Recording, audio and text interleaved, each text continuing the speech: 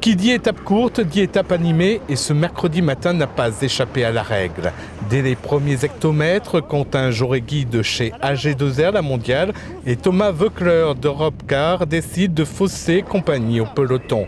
Anthony Roux de la FDJ par rencontre. La jonction entre les trois hommes s'opère au kilomètre 9.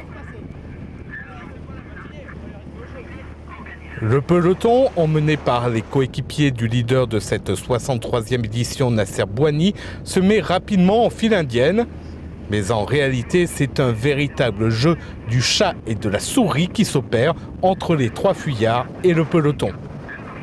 L'écart oscille entre 55 secondes et 1 minute 20.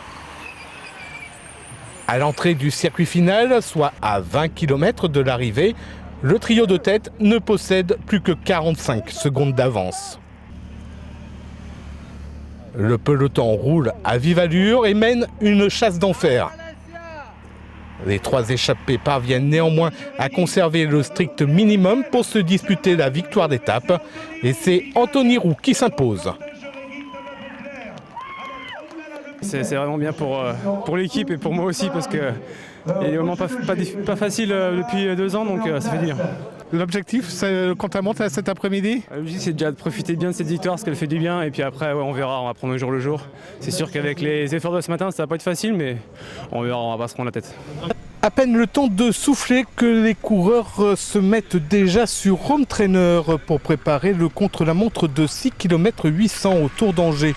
Parmi les favoris de cet exercice en solitaire, le Britannique Alex Dowsett qui s'était montré le plus rapide l'an passé. À l'arrivée, le coureur de la Movistar réalise 8 minutes et 7 secondes.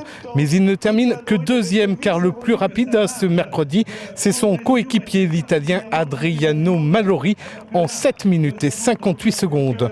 L'Italien qui fait coup double et endosse donc le maillot jaune de leader, maillot qu'il portera ce jeudi en direction de Pré-en-Paille et du Mont des Avaloirs.